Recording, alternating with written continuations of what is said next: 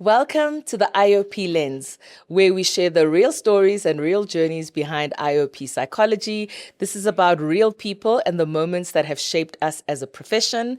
I'm excited today as we delve into the topic around technological innovation and what that means for transformation, the world of work, inclusive cultures, and so much more. Who better to traverse this topic with than Dr. Refiloe Ramodibe, who's joining me today. But before I get to Refiloe, let me tell you a little bit about her. She, first of all, is a key leader within our SIOPSA team and leads our transformation function. And so just a real lens, both from a societal perspective, as well as then bringing her experience to this topic today. So Refiloe is an IO psychologist. She's a strategic HR leader, so bringing that technical capability, but that business leadership as well, with over 15 years experience leading institutions, including RMB, where she is today, Nedbank, where I worked with her for a little bit, the DBSA, and so many other organizations. She has a speciality, which is around talent management, organizational development, and leadership transformation, and has a real strong focus on building inclusive, high-performing cultures, very relevant for our topic today.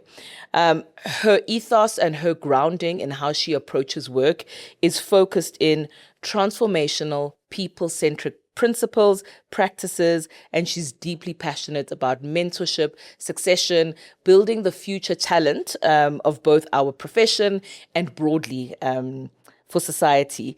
As I've mentioned, a key role in SIOPSA. We'll delve a little bit more into that in our conversation today. And the other lens that she brings is having completed her PhD within the transformation space. Her PhD research explored the lived career experiences of Black senior managers, a really pertinent topic, reflecting in her belief that the power of personal narratives, personal stories, sharing those personal journeys drives meaningful, impactful organizational change. That's a summary of Dr. Refiloe Ramodibe. So Refiloe, welcome and thank you so much for joining us today. Thank you, Sane. I could read that bio again and again. I was like, are you talking about me? Girl, that was a summary of you. Imagine if I had the long version. Oh, gosh. Thank you so much for joining us today.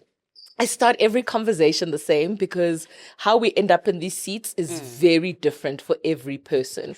So what's your journey to becoming an IO psychologist in terms of how did you end up here?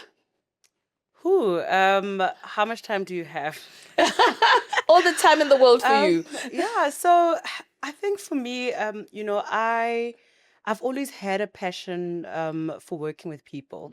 I initially started with a Bachelor of Science degree, and I almost ended up actually working in a lab. And as I was completing my undergrad, I realized that this is actually not me, right? And I've got a passion for people development. So that's what brought me here. And as I was actually journeying through my career in IOP, it has literally transformed over the years. I started out with psychometric assessment, so that's what I initially started in, and I eventually landed up in talent management, which is a passion of mine. Like I feel like I'm working in my dream job at this point in time. So for me, it's about how do we shift people from where they are to where they can actually be the best versions of themselves. And I think for me, that's why I do what I do, and that's why I'm in IOP. So it's about that, transforming people to becoming better versions of themselves. I absolutely love that. And that for me totally resonates. Yeah. Like it resonates so much. I often, being in corporate, I often it may feel like I lose touch with the IOP-ness, and then I come into the space of the SIOPSA community, or I come into space where I'm engaging on thought leadership, or I'm engaging on like real people's journeys and how that transforms them, and then I feel like so blessed. Like I'm like, this is more than a career. Like the work we do is incredible. It's inspiring. It's exciting, and it doesn't feel like work. I totally agree. I think we can, especially when you work in corporate, you get sucked into the day to day, and it's very important for you to actually sit back and reflect on the purpose-driven type of work that we actually do. I mean, a simple thing, if you look at it from an HR lens, it's like, oh no, I'm just doing I'm just doing succession planning, or I'm just recruiting for a particular role. But when you look at the impact that you have on those people that you put on those in those seats, it is quite it's very humbling, and when you see people, and especially in the area that I work in, I also work with young talent. So when I see the young people that I recruited when they started their careers back in the day, and to see where they've actually landed up at, for me, it's just it reminds me that I'm not actually just doing process. It's not process driven work, right? 100%. It's actually purpose driven work, and the impact that we actually make in people's lives, we should never ever take that for granted. And I think for me, that's the transformative piece of the work that we do as IOPS, and it's it's for us to actually just remind ourselves on a day-to-day basis. I think it goes back to your research also around narratives and people's stories. Like often meeting people later on in their journey, and I've completely forgotten where their story started, and they will say, we were at MultiChoice and you interviewed me for this job and it gave me my first step. Or I was in a predicament and we had a mentorship conversation and it unlocked this for me. So very much around you're not just doing a process, you are imprinting, you are having an impact on somebody's life. 100%. I agree with that. And I think because we deal with so many people, we forget, but they don't forget, right? So, I mean, I was actually looking the other day on my LinkedIn, and I realized how many grads I've actually placed over the years. One of them was actually just recently promoted at Nedbank, and to my shock, and I just recalled how I found this individual at the University of Stellenbosch years ago, right? And tiny, she was very tiny at that particular time. And I just had a conversation with her. I liked her from the onset. She got into the recruitment, into the graduate program at that particular time, but she's grown so much. Up to a level where now she's a principal in a CIB environment. So can you just imagine having to actually witness that person's growth from where they started to where they're at?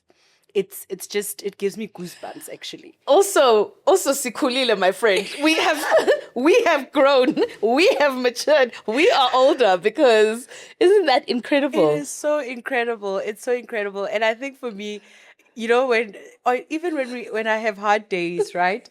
I always remind myself of my why. I think for me, that is one thing that grounds me on a day-to-day basis. Whether if I have a challenging day or something happens in my day, and I'm just like, Refiloe, just be reminded of why you're doing what you're doing. And it's very, it's quite humbling for me. Yeah. Yeah. I hold on to that. Yeah. I like what you said. You said even on the hard days, just remembering that. Yeah. Okay, so you've gone onto this route. I think you're not the first one to speak about the BSc stories. So there's something about studying BSc and ending up somewhere else. Probably trauma. that needs to be unpacked. But we're not going to unpack it today. Sure. Go into the space. At what point in your journey do you become a SIOPSA member? How do you find out about SIOPSA? How does that part of your journey happen? When did I start? Actually, you're taking me back to the point you were making earlier that we old Spadala. When did I start? I actually don't even remember the year, hey? But I remember registering as a student psychologist with the Health Professions Council. I think that's where the connection started for me. I can't remember who introduced me to SIOPSA. It could have been at MultiChoice, if I'm not mistaken, or it could have been Prof. Andrew Johnson, because he was my supervisor. So I can't actually remember exactly, but I remember it was very early on in my career. But the initial intention was for me just to keep up with my CPD points, because we all knew if you attend a SIOPSA conference, then you are sorted for the year. And that was the initial intent. Up until I started actually attending, because I remember back in the day, we used to have these powerful Joburg sessions that were held in different corporates. And when I was working at Nedbank used to be used as a venue for those sessions, and I started building relationships with some of the SIOPSA members, and I got introduced to other people that were outside of my circle from a workplace perspective, right? And I think that's when I actually, there was one session in particular. My memory is very good, right? So I know. there was one session in particular where I can't remember who the presenter was, but I remember the presentation, and it was a SIOPSA session, and it was on leadership. And the presenter was presenting on leadership and using the New Zealand rugby team as an example of what good leadership looked like. And I was just fascinated because, I mean, on a day-to-day basis, I wouldn't relate sports. Like, what does that have to do with corporate? Because I work in corporate, right? But the principles that this person was sharing, and I thought, actually, there are learnings, like you could learn from other people in the space that look at the same things, but very differently, because maybe I'm exposed to a certain way of looking at leadership development as an example. But when I got there, a colleague who was an IOP working in a different environment showed us how we can use sport as leadership, to learn from leadership, principles and things like that. So I was fascinated, and I started actually attending these sessions, and I started learning quite a lot and challenging my thought processes in terms of how I looked at things. And I have actually used some of these things that I learned from the SIOPSA sessions, in my current work and in my past work as well. So I think for me, that's where I then realized the real value of being a SIOPSA member. And I've never stopped. I've actually never taken a break from SIOPSA. I've always been like on the other side and just being observing and, looking at how things are taking place from but as a member. So, but now it's different. I think because I'm on the other side, it's a different experience. But yeah. What's it like on the other side? It's fun. I won't lie. I enjoy the space. I enjoy the type of work that we do. I enjoy having to influence the members on the other side, having to add value, having to improve on what our predecessors had started, the great work that they had started. So it's about how do we then elevate it to higher levels, right? And it's a lot of work, but I think for me it energizes me. And I really do like, I think I find myself being everywhere.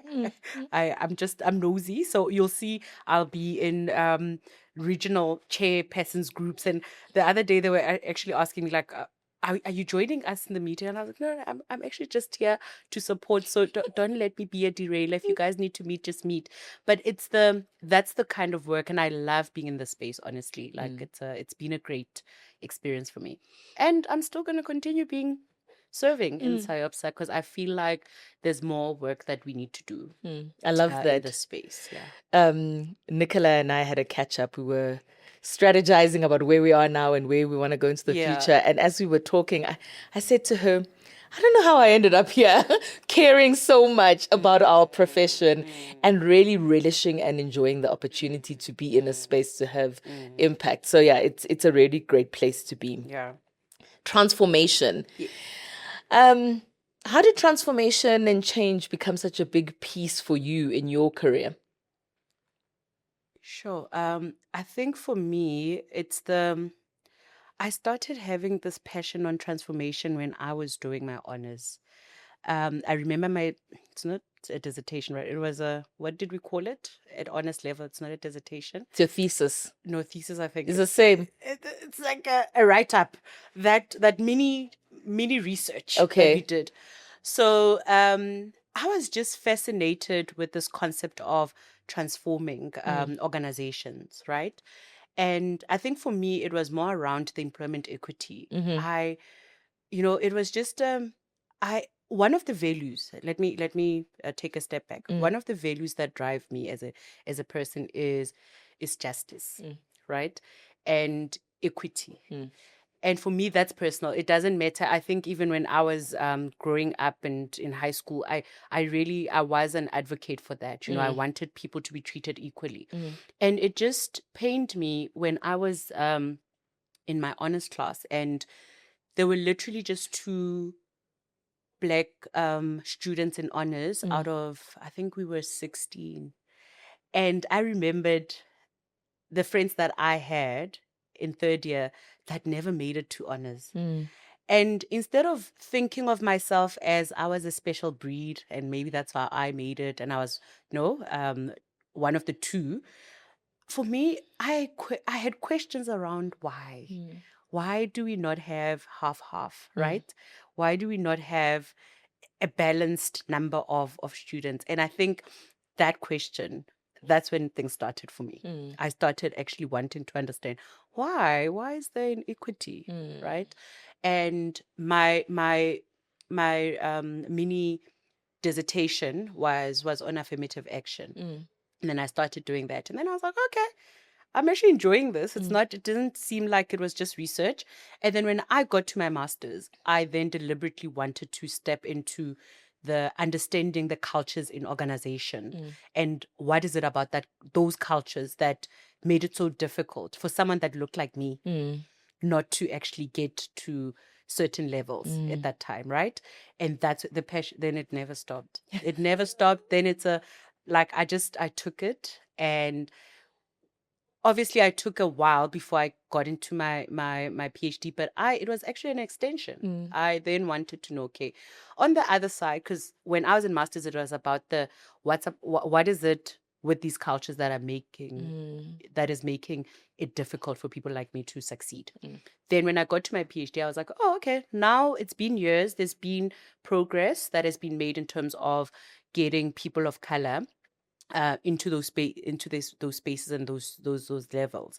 And then I thought to myself, okay, fine. Now that we've got enough of these people, let me just find out what makes them special, right? And then that's how I got to actually do my research. It was very interesting. I could do it again, except for the admin part of the PhD. But I think the storytelling for me was just amazing. Like I really, I got a lot out of the research in terms of the stories that they told. And I am using that data somehow in my day-to-day job as well. Yeah.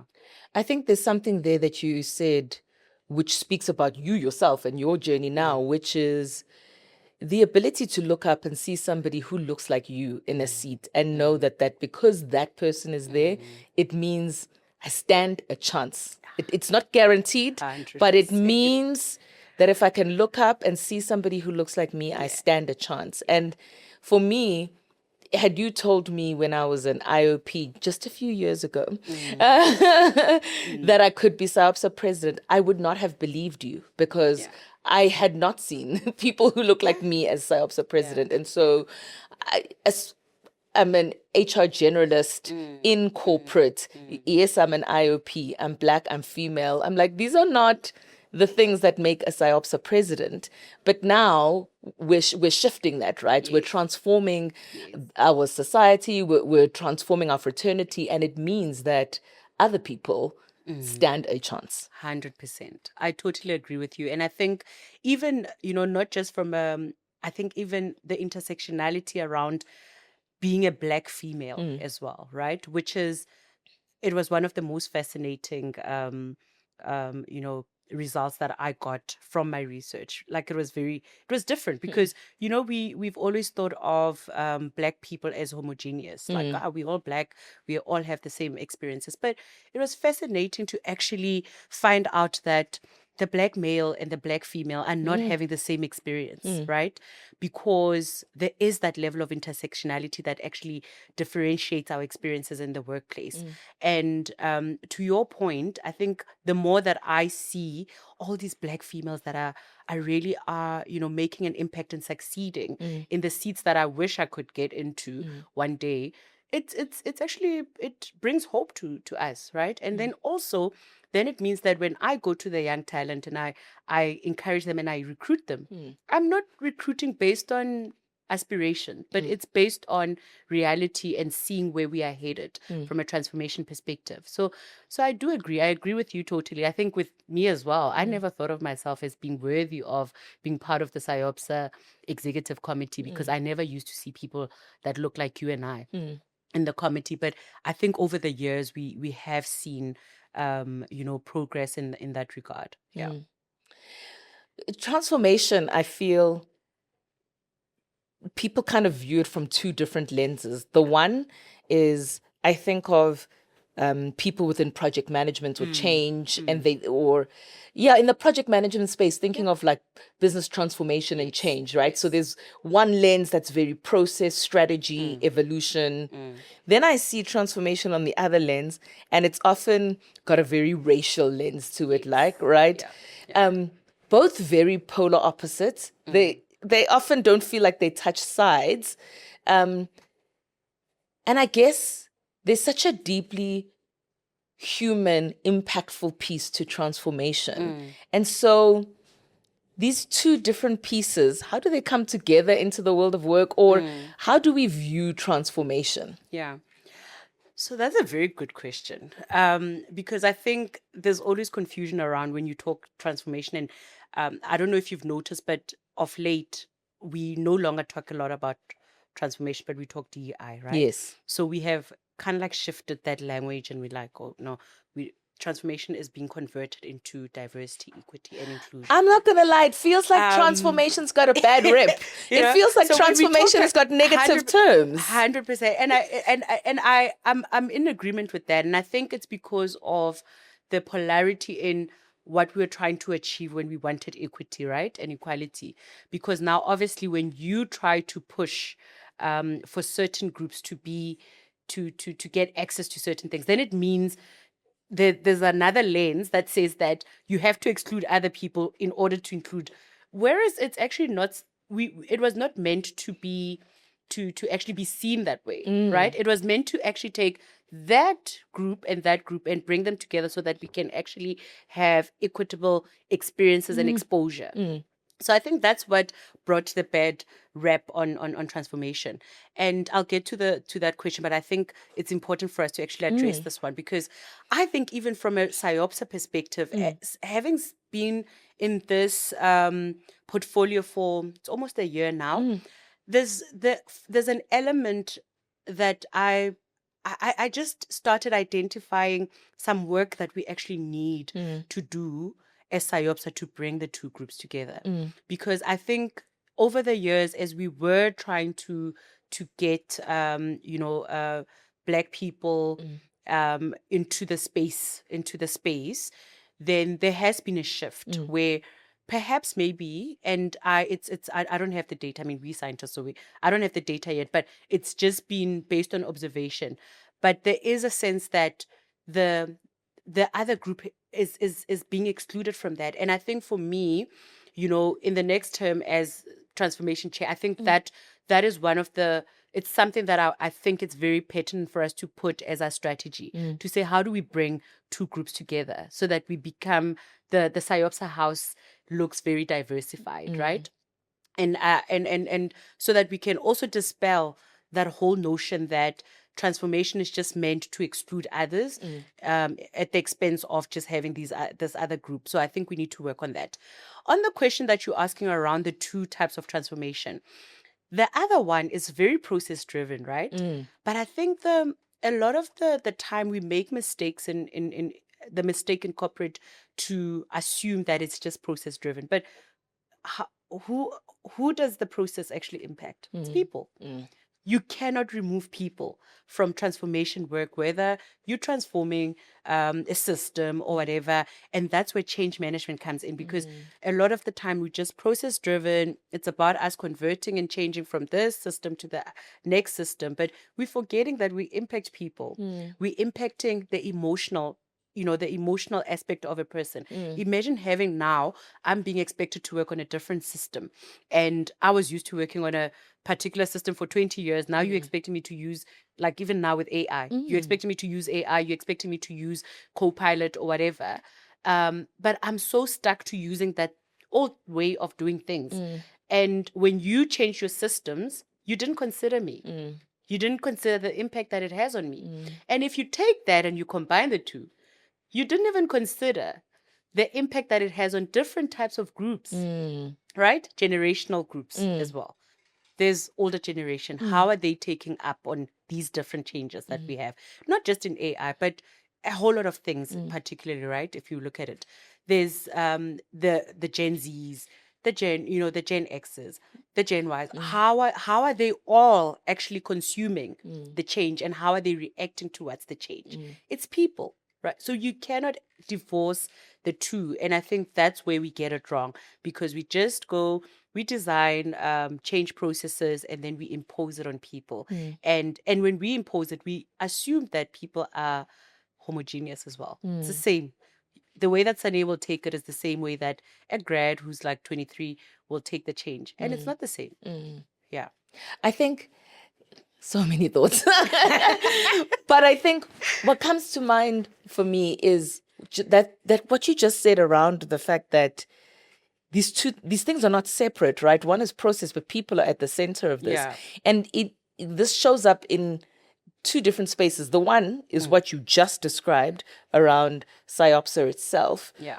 We as an organization are a growing space, an organism, etc. And so transformation is about the change and growth of society. That looks like it impacts diverse people within that context. It also influences the process and strategy piece about who we are and who we want to be as a society and how we evolve. And so you can't separate those pieces. And then the second piece, which you just described, is within the world of work, right? And so we speak about AI and technology and all of this great stuff. But when we think about the benefits that it brings, you can't do that without thinking about the people. You can't do the benefits of implementing the systems and the processes without thinking about the consequences on people and how you manage that well. And the question is, the benefits for who? Right? Who went and designed something and said it will benefit me? Right? And the project team, were you not in the room when the project team did the white wall and put the things together? You see, that's the thing, because it's good and well that we're moving towards different or, like progressive technological, and we're advancing there. It's good and well. But are we considering who we're making these changes for? Yeah. And also, is it really a one size fits all? Do we have to AI everything, guys? Like, let's be honest, right? We're moving towards that. But do we have to AI everything? And in the South African context as well. So if we bring in transformation, the designs of this AI and all these technological great stuff, it's done outside of sometimes it's done outside of the African context, and particularly South African context. We have our own different issues that we're dealing with in this space, right? And have we ever thought of how this actually impacts on the South African context? Or are we just taking a design that comes from the Western world and we are just putting it here, copying and pasting as is? And there's nothing wrong with taking good things and bringing them here, right? But are we then trying to adjust and adapt them to our context and our environment? And I think those are the questions that we need to start asking ourselves, even in the the organizations that we work in. I think, one of the planned panels that we have for conference coming up in July is around AI and the promises AI brings and whether or not they've all been fulfilled, right? So we've got all of this hype, but does it live up to all of the expectations? And in some aspects it may, but maybe we also have to be realistic about where it doesn't live up to expectations. So how do we hold this balanced view as opposed to just this consistently positive view? And then I think when you speak again about South African context, I was on Prof. Mazwe's webinar sharing about AI and the world of work. And at the end of the podcast, someone put up their hand and they asked a question and they were like, this is fantastic.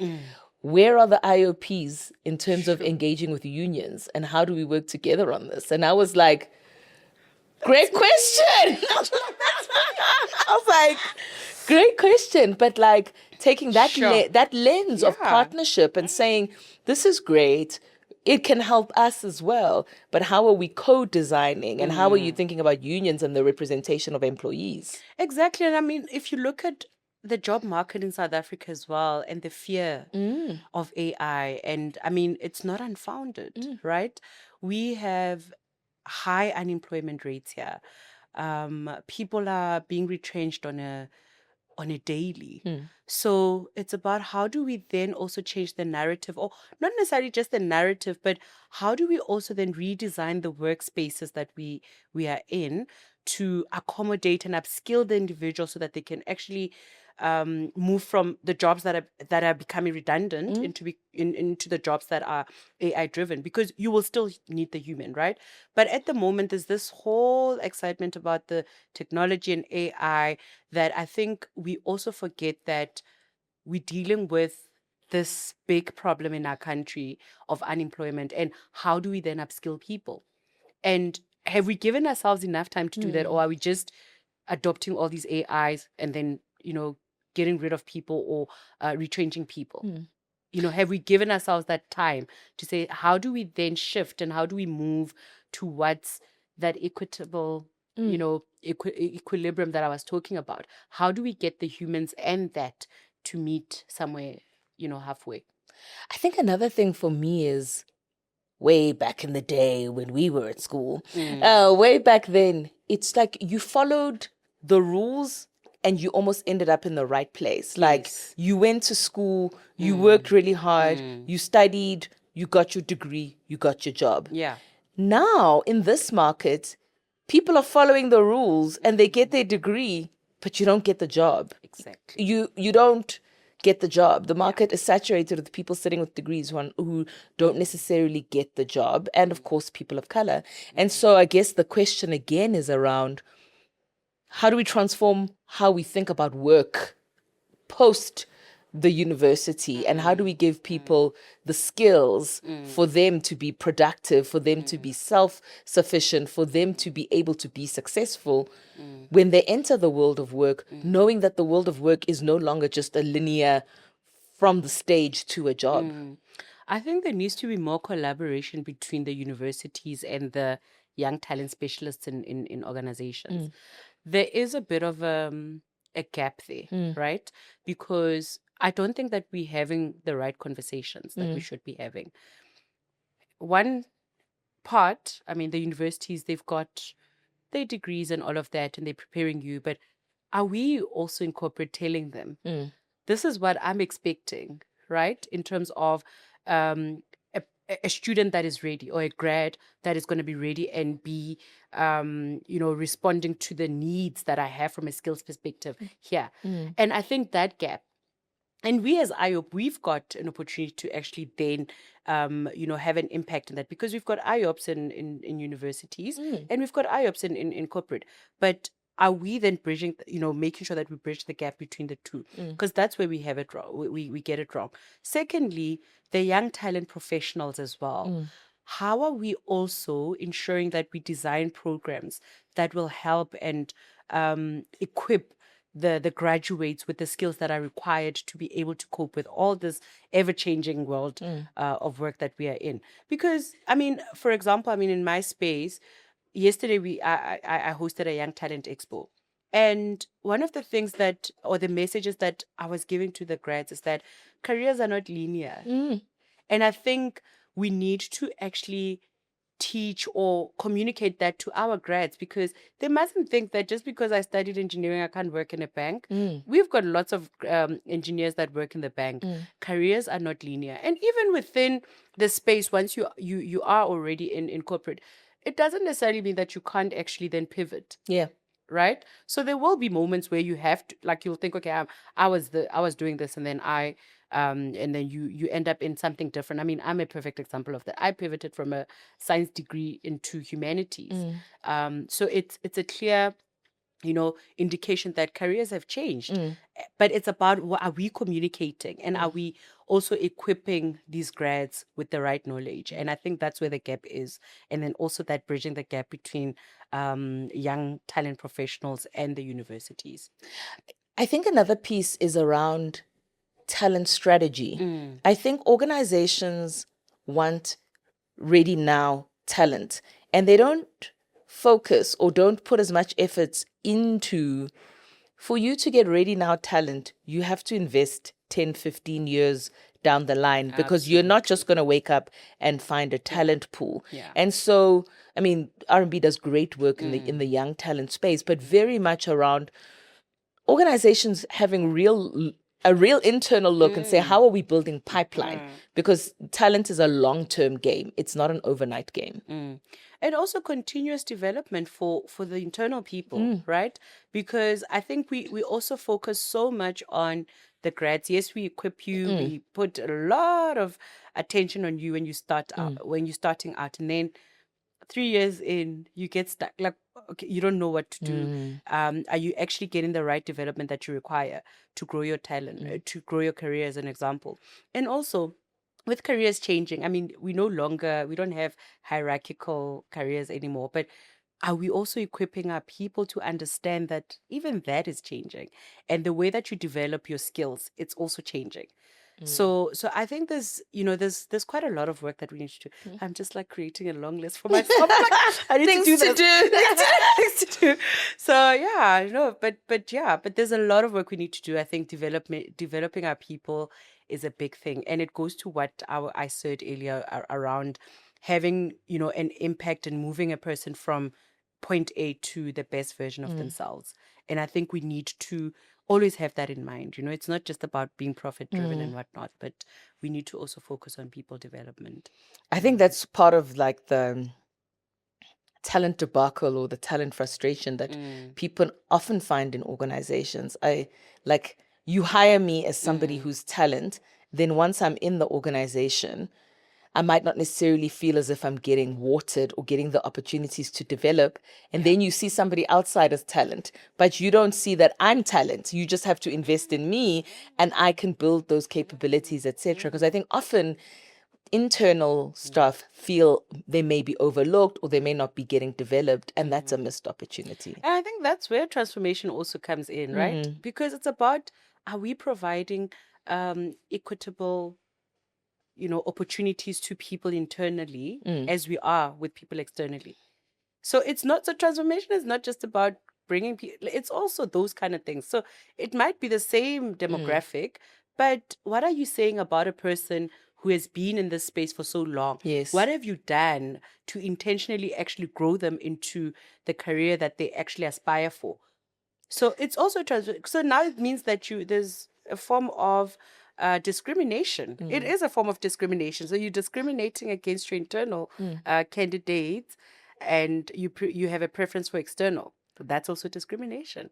I also feel sometimes in the transformation space, there's a question around genuine intent of transformation and creating abundance of talent and really wanting to transform versus quota. Yeah. Because then what may happen in organizations is we need 5 African females as senior management. We'll invest everything in those 5 and overlook other people. And that becomes a problem in itself, right? Because it's not about just focusing on those 5 people, but how are we creating more talent pipelines, more diversity, more opportunities, as opposed to the requisite number for the quota.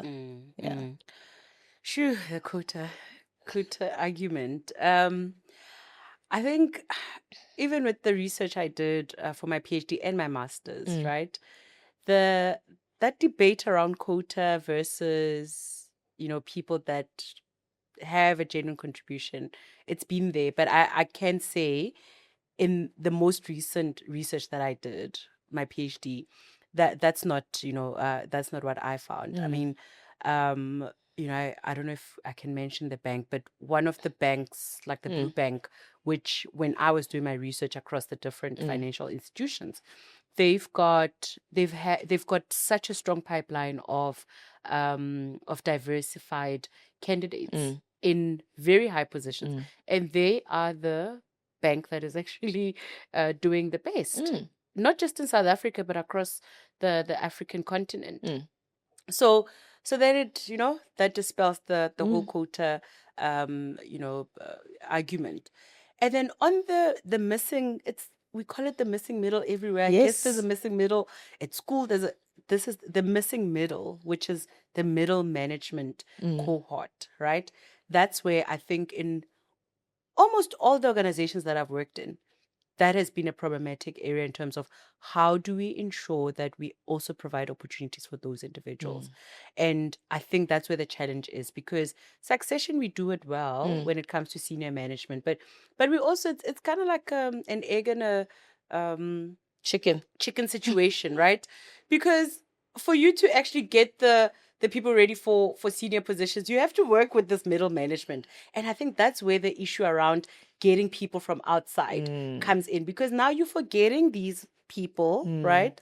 And you're focusing on the top, and then the top retire, and then you try and fight and try and extend retirement age, and then the retirement age also comes and goes, and then you are stuck with the middle management that you forgot about. And then other organizations have actually been focusing on that middle management. Now you want to go and poach from that, and you want to build your pipeline. So it's about having intentionality across the board, right? From young talent into early careers to middle management up until senior management. It's actually a cycle.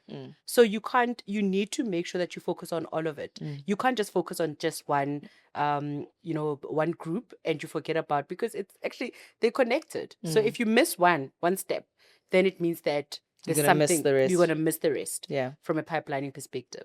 Yeah. Yeah. And I think for me, like, it's business sense, right? Like, what gets measured gets results. Like, investors want to know what measurements are. The CEO, all of us, you've got performance metrics, and that's how we hold you accountable. And so I think quotas, metrics, whatever those things are important, right? We've got to have a strategy towards how we'll intentionally transform. But I think organizations have got to push themselves beyond just what the minimum requirement is to really having influence and impact. And then just on what you're saying, I'm sure you know this, it's like one of those like age-old quotes, which is like, what if we develop them and they leave? But what if you don't develop them and they stay? So but you have to actually develop them to leave. 100%. Because I think the problem that we have as South African organizations, we are solving for the organization and not the country.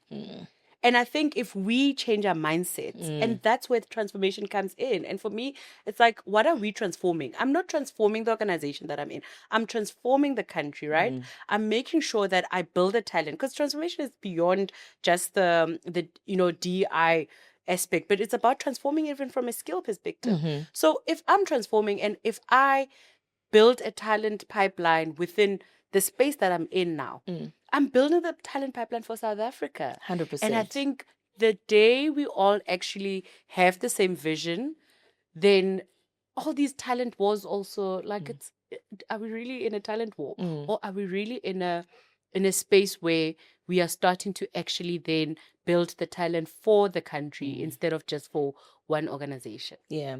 And for me, that goes back, I mean, whether it's the developing the talent at middle management or whether it's early careers, when I look at people who are sitting in senior leadership roles, who are very successful today in a diversity of organizations, many of them have started at the same internship program somewhere down the line, because somebody decided they had a talent strategy to build talent. And today that talent isn't within that organization. It is leading organizations across South Africa. So very much that talent strategy isn't just an internal view. It's about the broader talent for South Africa. Exactly. And so is transformation strategy. Yeah. It's about the broader South Africa. Yeah. I was having, so this one is controversial, right? Like, so We've been warned. Yeah. So I was having a conversation with a friend of mine around the whole movement between, like the fact that Fihla left Standard Bank to go into ABSA, right? And I just said, actually, it's actually a good thing. It's not loss of talent for Standard Bank. The other bank, they were having difficulty at a leadership level. And it's okay for us to take a good leader from one environment and put them in that space for stability. We have one of the best banking, we are one of the best banking industry in the whole world, right? And for us to actually then transfer that talent from there to there so that the red bank becomes stable and there's, because there has been stability. It's almost a year. It's going to be a year. Has it been a year already? It's going to be a year in 2 months. It's going to be a year. And there's been stability in that space, right? And he's building the talent in that space. So I think it's quite important for us to actually start looking beyond just what we know, to the point that you're making around, there was a particular environment or space that built talent and those people spread their wings and they went into different spaces. But we see it as we come from a place of lack, right? Instead of coming from a place of abundance, where if we have an abundance of talent, then it benefits us as a country. It benefits the economy of the country. But if we just like, nah, I just want Sane here. I can't allow Sane to go and work elsewhere so that she can actually go and improve the processes in that place. Then my mindset has to shift. It has to be transformed. I feel like that case study could be a whole episode on its own. I'm going to bring us a little bit closer to home. Yeah. So go back to the whole human plus AI. AI in the world of work. How do these principles around transformation, race, gender, generational differences, what's at play in this new world of work, and what should organizations be thinking about? I think the point we were making around designing for people. It's very important that whatever we bring in place from an AI perspective, we understand the impact it has on different people, positive and negative, right? So that we can actually then close the gap when it comes to the negative aspect. So that is one thing. Like, it's very important to actually bring the human, wear your human cap and say, okay, fine, I'm not designing just for the fun of it and just to transform the industry, but I'm designing for people. And I think also the biasness of some of these AI tools, we need to actually start looking at it, right? So, like, for example, I'm in my my space at the moment from a talent acquisition perspective. There are AI tools, lots of AI tools that help in terms of shortlisting CVs and things like that. But these AI tools were not actually designed for the South African context. There is a level of biasness when it comes to excluding certain people based on we have even seen it based on race, based on how people actually then also input the information, right? Which is a diversity discussion as well. But when I implement something like that in my space, do I actually think about the possibility or the potential of it excluding certain groups? Yeah. And I think that's what we need to do. So it's good and well. Let's bring those tools there, but we need to make sure that we close the gap when it comes to the levels of biasness that we have. And also, some people are receptive to these tools and others are not. And how do we bring people along the change, right? How do we walk the journey with people? And I think change management becomes a very big thing, which is one of it's a capability that we have as IOP. So how we actually put together change management processes in environments, that becomes very critical. I can't stress this much more than I have, but change management is a big, big thing because it's about shifting the mindset of the people. And it's not going to be a change management process, which is like in a box and one-size-fits-all approach. Take into consideration the different generations that you are dealing with.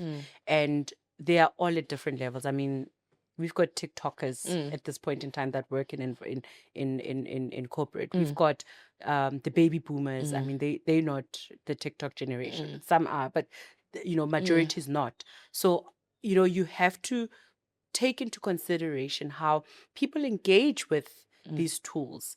And that's where the generation conversation also comes in place.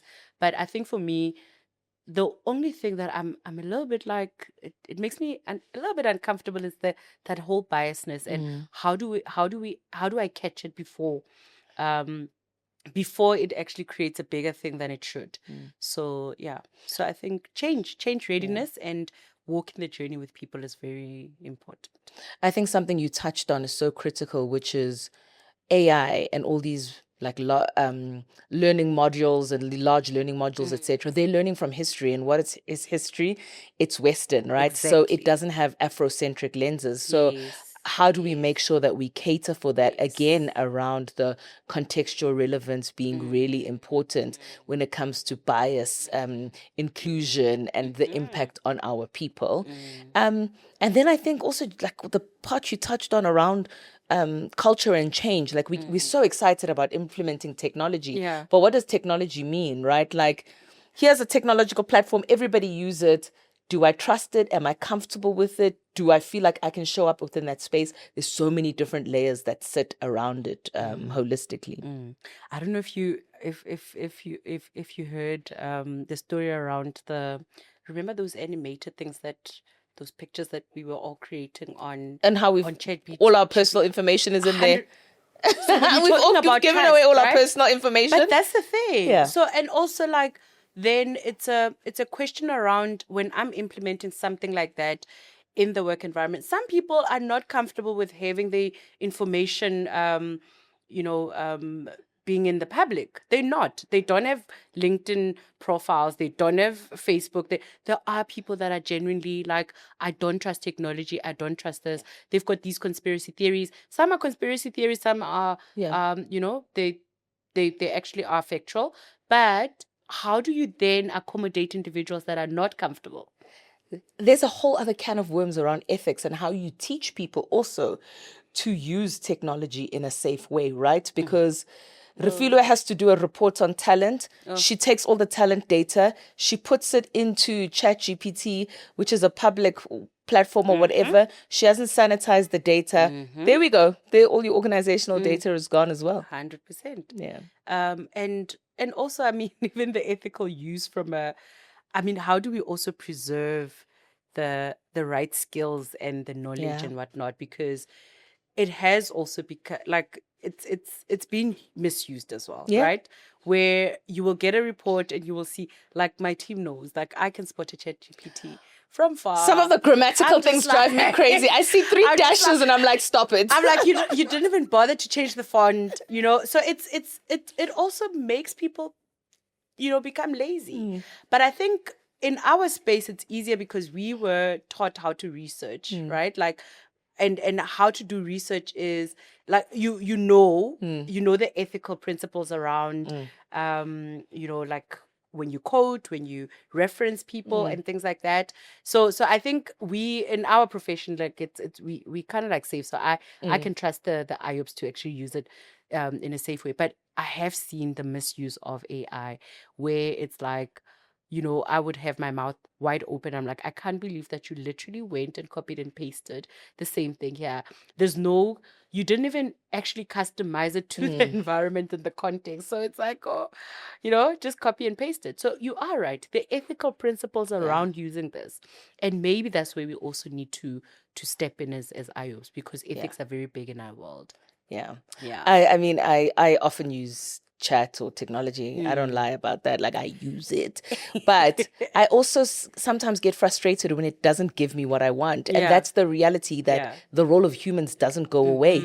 I can try chat GPT all I want, and then I'll be like, I will shout at chat. I'll type to chat, this is wrong. This is not what I asked for. Then I'll put it away and I'll sit and I'll And then write it what I want. apologizes to you. Yeah, it says sorry and redoes the wrong thing. But Yeah. it's just a reminder that the human lens is so important because you can get any junk from that. But how do Absolutely. you actually use it and Absolutely. make sense of it? Yeah, that's why I'm saying, like, you can actually pick up if somebody has not actually applied themselves Yeah. to this, the data. Because it's like copy and paste. And like, but you solving for this environment, you just went and gotten something there. And if you think of old school research, Yes. right? That's what we were challenged on, Yeah. right? Because we there was plenty of information on Yeah. Google. And when you went fast, it's like, please do not quote Yes. Google. Because people failed to apply themselves. Yeah. So I think even now, as we are also bringing people through the change and the use of AI in organizations, it's important to also then still drive that whole messaging that your brain still needs to work to a certain extent. You still need to think and use this just to aid your work and your job. It's not replacing you thinking. Refiloe, I could keep talking and talking and talking to you, but we have come to the end of our time. Yeah. I'm going to end it the way I ask all guests, which Okay. is, what is a quote, what is a thought that you would like to leave listeners with today? Phew, I have a lot of thoughts. I think for me, it's very important to actually understand transformation as we shouldn't fear it, right? There's actually benefits of having diversity in any context. So, different people bring different thoughts. They bring different views, different ways of doing things. And imagine if you had all of these good skills together, what great outcome you would get. So I think not just transformation in terms of diversity, but transforming environments that we work in as well. Transformation should not also be viewed as now there's going to be this big AI that's going to change how we do things. But think of it as, how is this enhancing how I work in my workspace? And I think that's the message that we need to actually bring forth to to our colleagues in corporate and in organizations. So yeah. So don't fear change, don't fear transformation. Just embrace it and see, how great, the great that would come out of that. Yeah. Thank you, Refiloe. I appreciate the opportunity for us to have dialogues like this, because I think it's also in dialogue where we share ideas and we dispel notions. And I think for me, this dialogue has been a classic example of where real transformation is at play. And if we want transformation to happen, we ourselves need to step into those shoes and play an active role. I'm excited for our profession. I'm excited for our society. So thank you very much for joining us, Refiloe. Thank you, Sane. Thanks for inviting me. Thank you for joining us on this episode of the IOP Lens. If you enjoyed it, like, subscribe, and share. Another really impactful conversation as we think about our profession and transformation. Join us again on the IOP Lens, where psychology meets people and where professionalism meets humanity.